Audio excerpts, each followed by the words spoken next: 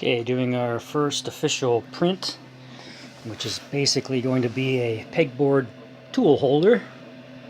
And we just started this a couple minutes ago.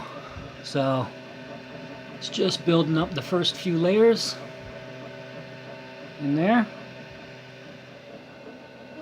Probably can't see that, but 3% done.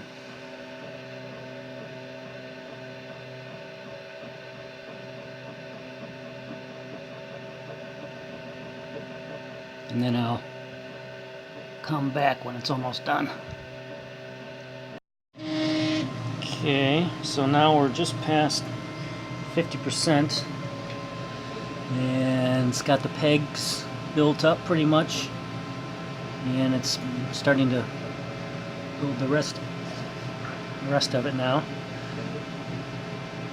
Basically a 2-hour print job, and we're over an hour into it. Okay, so that's the completed print job. Just over, I don't know, probably 2.5 hours, I guess.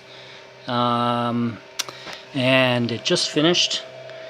And now I gotta pull it off the bed, and then we'll show it in installed position. Alright, so again, this is the finished product, and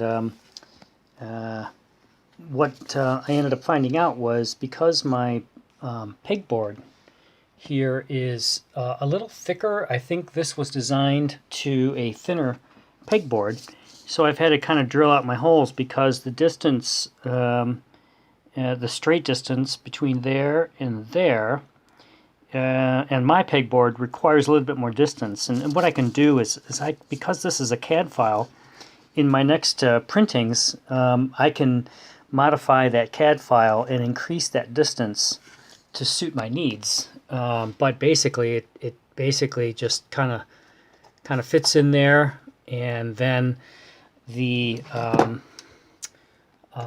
tools that I have basically just kind of rest in there, and it's pretty convenient. It takes up less room because it comes out towards me. And that's kind of how it looks. So if I print any more of these, I'll just modify the CAD file and extend that distance of the cylinder, and then save that file, export it, and reprint it.